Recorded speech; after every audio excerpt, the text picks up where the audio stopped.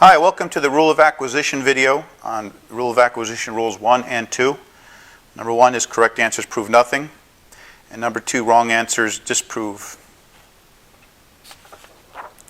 Karl Popper basically summed up both rule of acquisition 1 and 2 in one paragraph. Logically, no number of positive outcomes at the level of an experimental testing can confirm a scientific theory, but a single counterexample can show a theory to be false. This is rule of acquisition 1, and this is rule of acquisition 2. Einstein said, "No amount of experimentation can prove me right. A single experiment can prove me wrong." He's basically echoing Karl Popper's saying with regard to relativity, and we'll get back to Albert later. So this is the demonstration that is in the trailer video for my YouTube site. And basically, if this line represents a theory, and by the way, when I speak of theory, I mean mathematical models and theories, whereas a mathematical model is simply a mathematical representation of a theory. So if I say theory, I mean both theories and models. So if the line represents a theory, and the blue circles represent observations, okay, our brain would automatically draw a straight line through those observations, and make a theory would be the straight line. But the point is you can put any infinite number of theories through the same observations. And that's why it's difficult to prove a theory right, because you would need essentially infinite observations to find the correct, to localize the correct theory. And you say, well, I'll just take some more sample points or observations to prove which one of these is right. And you take some more observations. Oh, it looks like it's the sine wave that fits, the theory of the sine wave fits the observations. But here's where Mother Nature can really make fools of us, because there can still be infinite number of theories that explain the same number of observations. And that's why it's impossible to prove any theory right. Because even if you take another sample point that disproves either one of these, that's why it takes only one sample point, one observation to disprove any theory, there might still be infinite number of theories that can fit these plus that sample point. And also, when I did the new induction search, I came up with 2 mathematical models that fit all of the experimental data perfectly.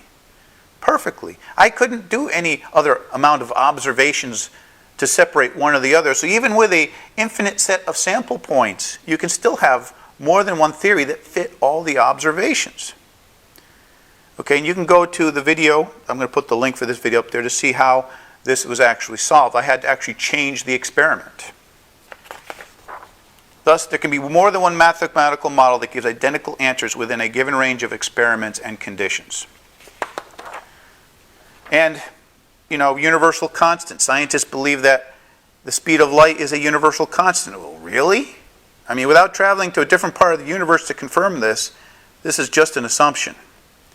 And we don't know if physical constants change over extreme time. I mean, there's some talk that the gravity is changing. That comes from observation of international standard weights and measures seem to be changing. And let me give you another example. Suppose the Earth were perfectly spherical. And let's say there's a little ancient civilization right here at this point on the surface of the Earth. And this probably would predate the Egyptians, but this is what I have on clip art, so bear with me.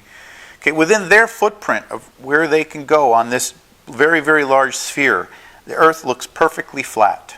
Within their ability to measure and how far they go, that's their footprint, their ability to measure at that point and how far they can actually travel.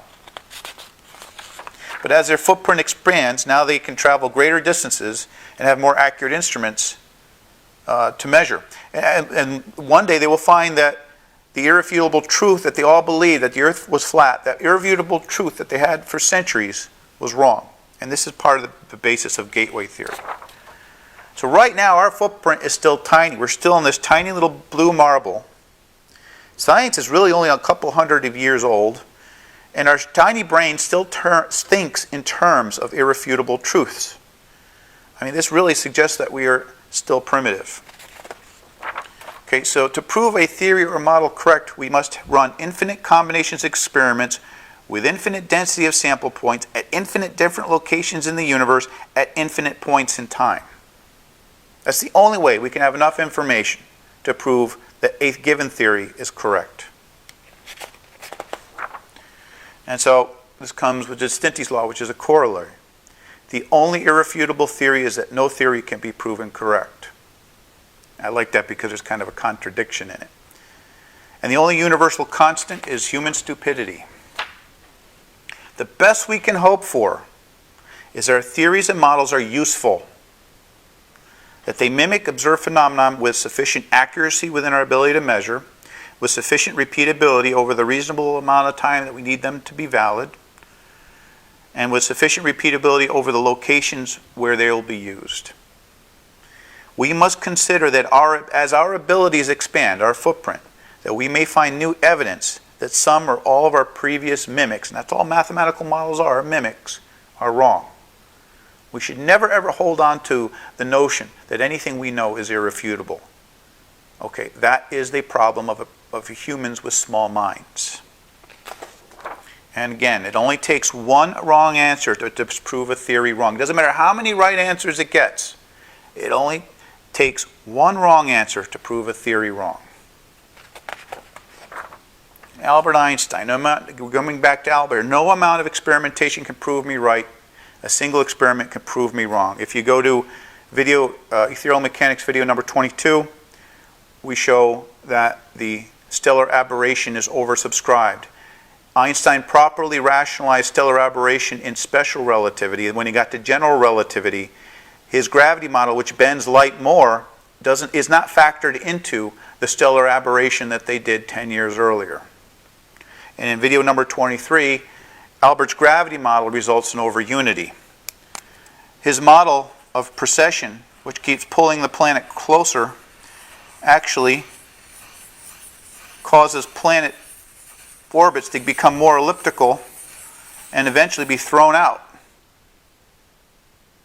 And so his gravity model should be forcing all planets into elliptical orbits, which eventually would throw them out of orbit. It's over unity. And what we see is 99.99999% of the objects that are in orbit about the sun have circular orbits. If his theory was right, these planets would have been thrown out of orbit of the sun billions of years ago.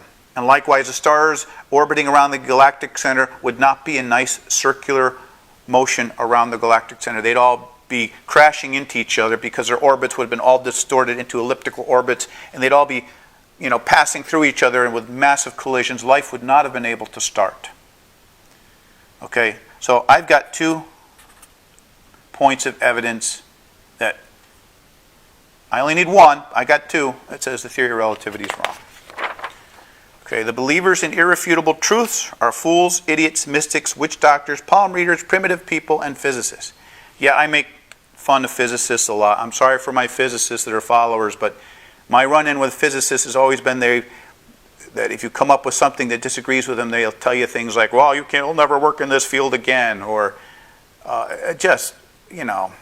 really just close-minded. So I've never had problems with engineers or mathematicians, just physicists. I can tell you stories. I'm not going to bother you with the stories now. So the gateway theory that came from all this is scientific knowledge is limited to our current footprint, subject to change as our footprint expands. This is the basis of gateway theory. Our footprint includes our ability to measure, our ability to reason, which is augmented by math and computers, our habitation of the universe, which is subject to our modes of travel, our period of existence. Are we only going to live another 10 or 15 years because it looks like the world's ready to nuke each other right now? Who knows? And also our ability to manipulate matter, which is still very primitive. Thank you. No more voodoo physics. Have a nice day.